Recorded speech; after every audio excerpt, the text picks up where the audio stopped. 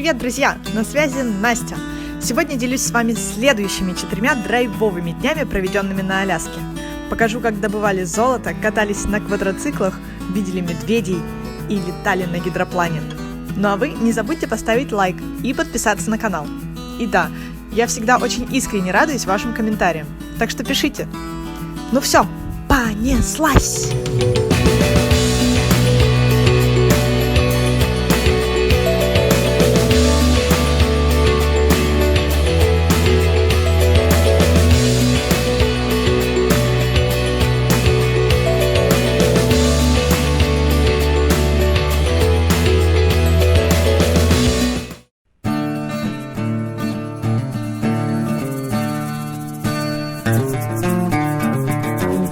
Будем добывать золото.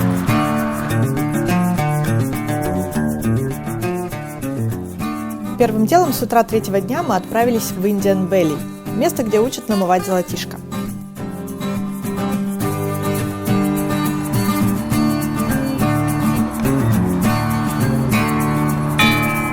Там можно купить смесь земли и золота, взять тарелку для намывания и пипетку в прокат и пройти нехитрый мастер-класс. Процесс намывания состоит из 10 этапов, о которых нам подробно рассказал, назовем его Джон.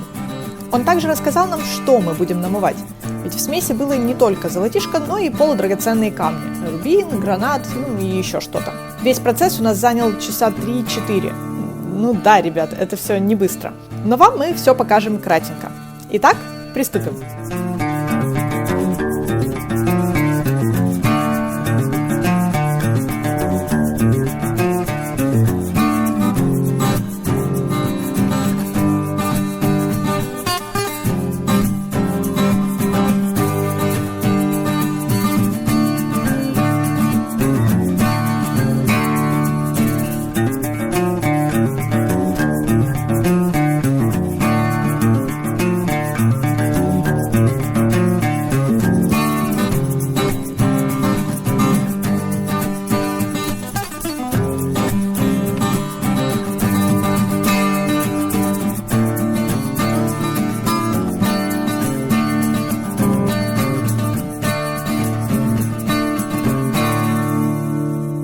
Забрав честным трудом добытое золото и попрощавшись с местными утками, мы двинулись в путь.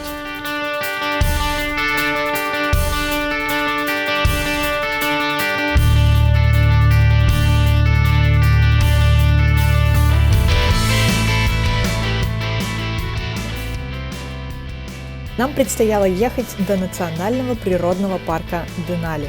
Целых 6 часов. О чем мы, кстати, нисколько не пожалели, ведь Аляской можно наслаждаться даже из окна машины.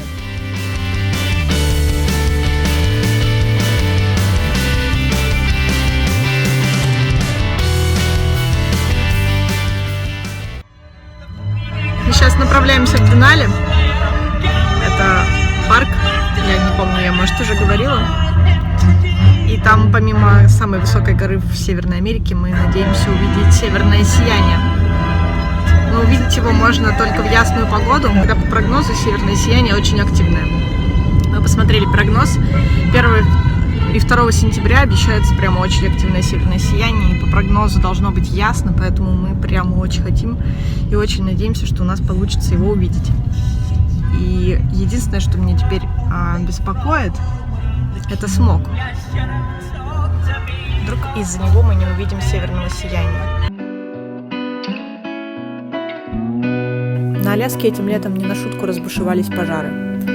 Горящих участков леса было достаточно много, а одно поселение было похоже на склад сожженных автомобилей. Очень устрашающе. Все это было жутко, неприятно и грустно наблюдать.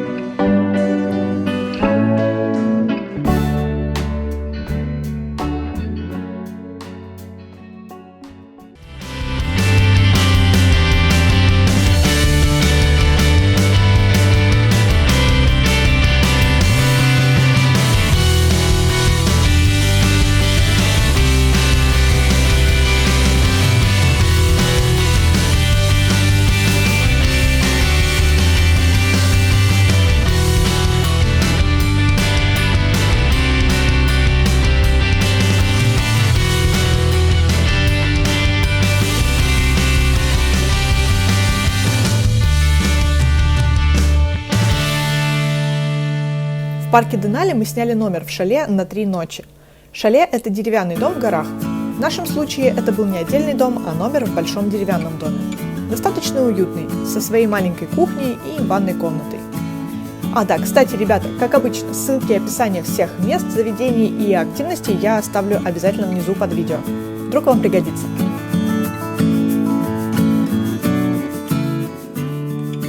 Приехали мы уже под вечер, поэтому почти сразу легли спать, ведь следующий день обещал быть насыщенным. Мы едем в ралли-тур.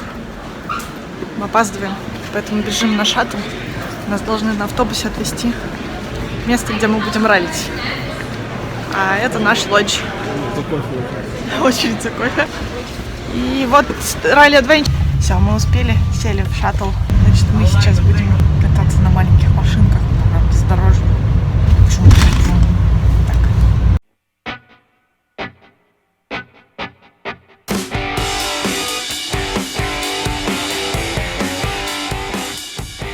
Итак, 2,5-часовой тур по бездорожью на маленьких машинках от Denali ATV Adventures. Ух, это было драйвово. Сначала мы выбрали открытые одноместные квадроциклы, но на середине пути у нас ужасно отсохли большие пальцы рук. Ими нужно постоянно жать на газ, чтобы этот зверь не тормозил, а рычаг очень тугой. Поэтому мы пересели в полузакрытую рычащую машинку и резво продолжили свой путь по раздолбанной грунтовке.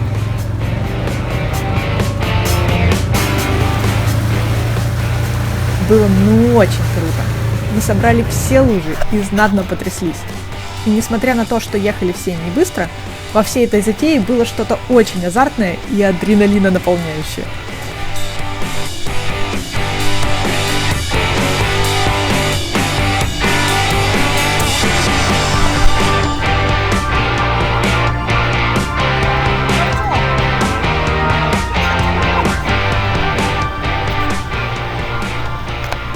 Плюс мы сделали несколько остановок в самых живописных местах, чтобы насладиться видами и послушать про парк.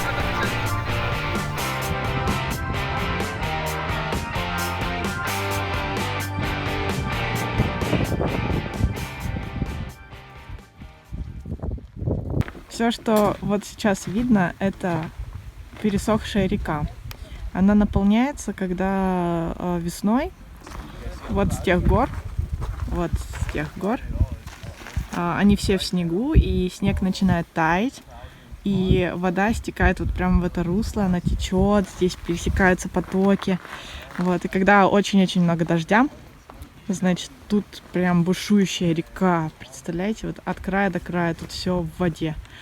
А вот это, значит, песчаная гора, она называется Sand Castle из-за вот таких форм. Видите, да? Вот такие формы, из-за вот этих форм. И она образовалась от того, что сошел ледник. Сошел ледник и вот так срезал кусок земли, и там вот такая почва песчаная, и получился вот такой песчаный замок. Он весь изрезанный, весь в каких-то полосках, слоях, и выглядит очень круто.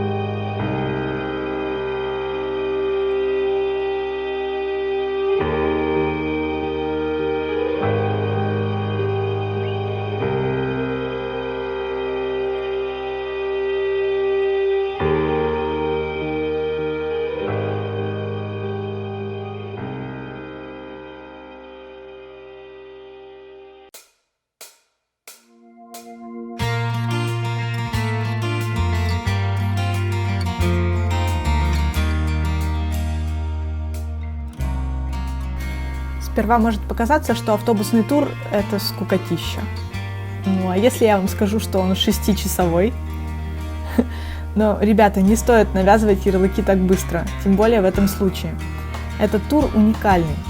Кроме как на автобусе, велосипеде или своих двоих в парк больше никак не зайдешь. Ну а поскольку по времени мы были ограничены, а великов у нас не было, мы решили выбрать именно автобусный тур. И остались очень довольными. Глаза под конец просто устали воспринимать всю эту пеструю палитру осенней аляскинской тундры. Ну а встреча с дикими животными в их естественной среде обитания, думаю, никого не может оставить равнодушным.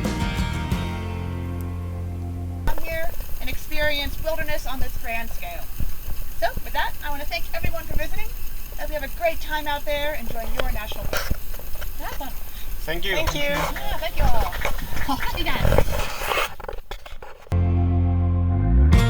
Вот пасутся себе спокойно северные олени, или, как здесь называют, карибу.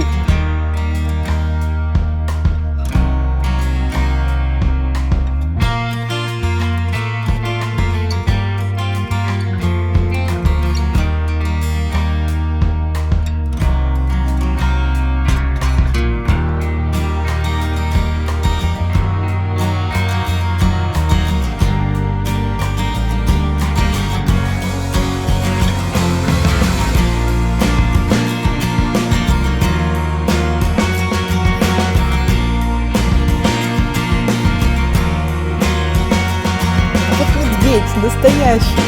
Копает корешки себе. На автобус вообще внимания не обращает, как будто нас тут нет.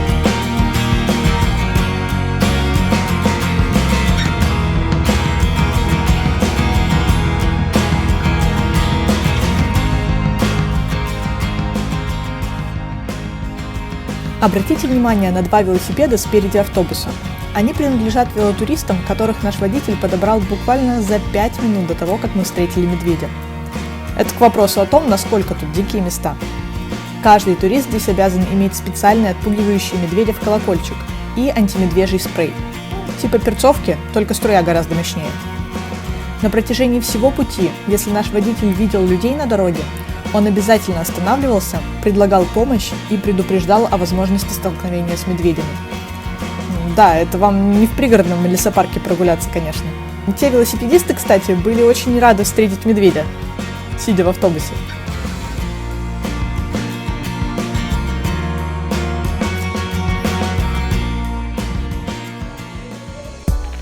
Вон там за облаками спряталась верхушка самой высокой горы Северной Америки – Денали, или Маккинли, как ее еще называют. Денали – это название, данное горе местными коренными жителями. Маккинли же ее назвал один золотодобытчик. Гору несколько раз переименовывали, но местные все равно называют ее Денали, что с кайконского переводится как «высокая».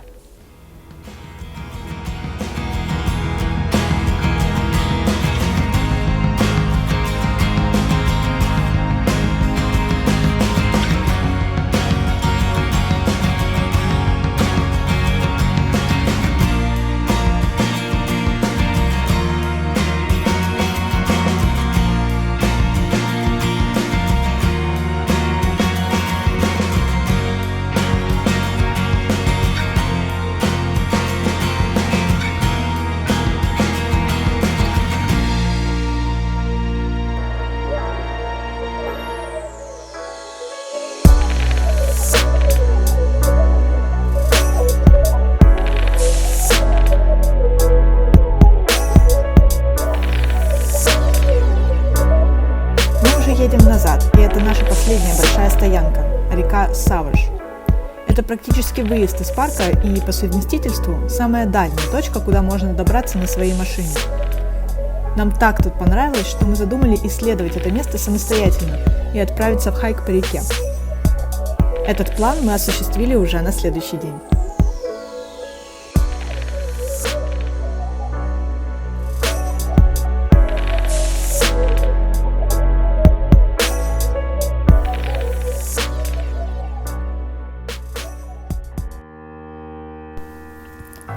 Ну вот, добрались до реки, оставили машину и залезли на ближайшую скалу. Просторы здесь, конечно, нереальные просто. Кажется, взглядом невозможно все это охватить, а главное осознать масштаб всего, что ты видишь. Место называется Savage River Campground. Удивительно, конечно, но несмотря на то, что здесь ходит много людей, место все равно ощущается диким.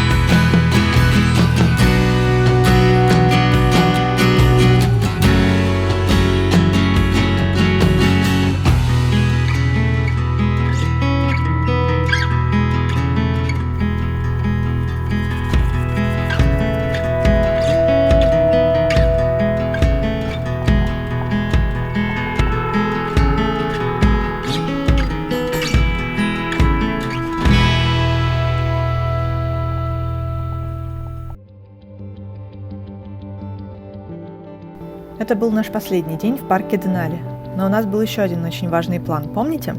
Увидеть северное сияние. Мы отправились на охоту за Авророй сразу после ужина и очень волновались, что ничего не увидим. Но северное сияние было, и еще какое. Жаль только, что камерой телефона его не запечатлеть, конечно. Все, что может передать телефон, это жалкое подобие того светопредставления, которое нам посчастливилось наблюдать. Эти яркие потусторонние всполохи в небе, будто привет из космоса. Смотришь с открытым ртом, затаив дыхание.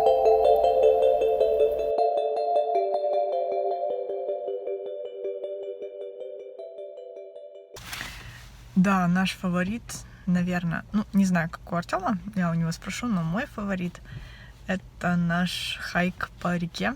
Мы прониклись прям природой, атмосферой Денали. Это прям бескрайнего чудесного парка. Ну и на втором месте, конечно, это встреча с животными. Сейчас не лава. Какой у тебя фаворит Денали? Что больше всего понравилось? Блин, а где мы были? Артем уже ничего не помнит. Сейчас. Автобусный тур. Автобусный тур. Ну вот Артему понравились животные, когда мы встретили мишек и лосей. Из-за животных и из-за природы. А вчера, когда мы на машине лосей видели, тебе понравилось? Да. У Насти были охотники, предки. Потому что она заметила, так? Ну, конечно, у меня сразу, я там вот так вот еду, так глазки вытаращила, смотрю, там среди леса. Раз, и мы их увидели, первые увидели, остановились, там 2 лося стоит.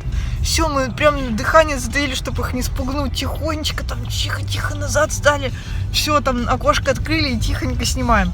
Вдруг эта тетя подъехала на своей бибике, встала, выперлась из машины и давай там снимать их чуть ли лося за хвост не поймал. Ну ладно, это преувеличение. Никакого уважения. И лоси потихонечку тык-тык-тык и ушли. А так бы они подольше постояли поближе к нам. Ну, в общем, нам не понравилась эта тетя. Вообще, когда встречаешь диких животных в природе, нужно быть максимально осторожным и максимально быть отстраненным от этого. Да, как будто тебе делать вид, что как будто тебя вообще нет, и ты сливаешься с деревом. Ты дерево. Вот представляешь, что ты дерево, если ты... Или камень. Или... Кому как удобно. Да, и камень или дерево, когда ты встречаешь природу. А не как ты как будто в зоопарк пришел. Вообще, вот. возмущению не было предела, но зато мы увидели лосиков. Ребята, если поедете на Аляску, обязательно Денали.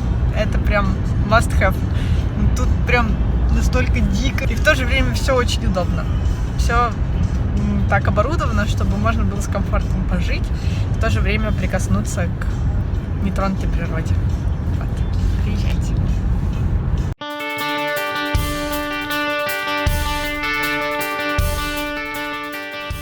Итак, мы направляемся обратно в Анкоридж, где мы собираемся полетать над ледниками на гидроплане.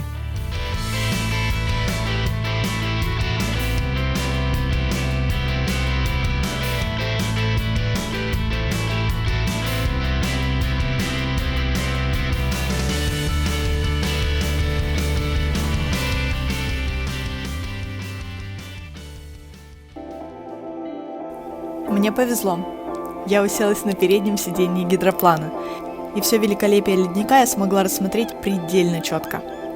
Иногда я даже забывала включить камеру, потому что величественный ледник-гигант забирал абсолютно все мое внимание.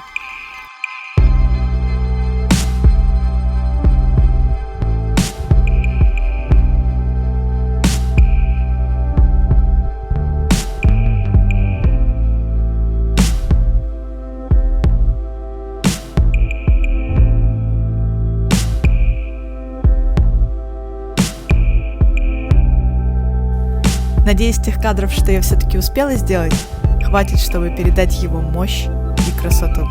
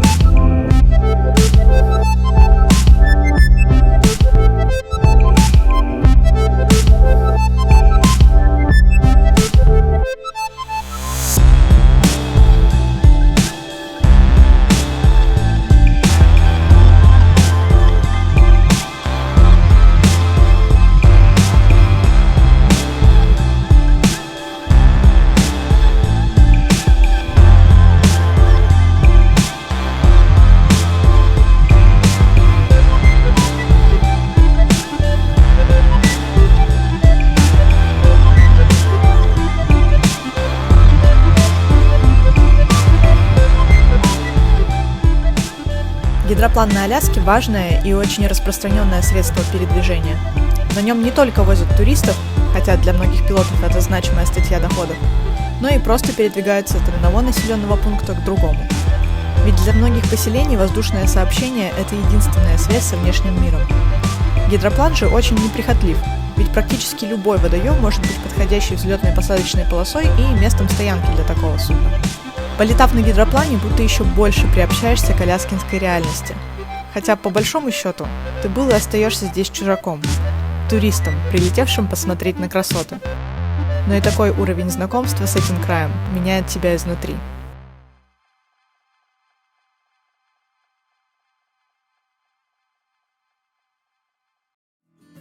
Спасибо за то, что были с нами. Если вам понравился ролик, помните, что лайк – это отличный способ сказать нам об этом. Подписывайтесь на канал, чтобы увидеть продолжение мини-сериала про наше путешествие. Всех люблю и обнимаю. Пока!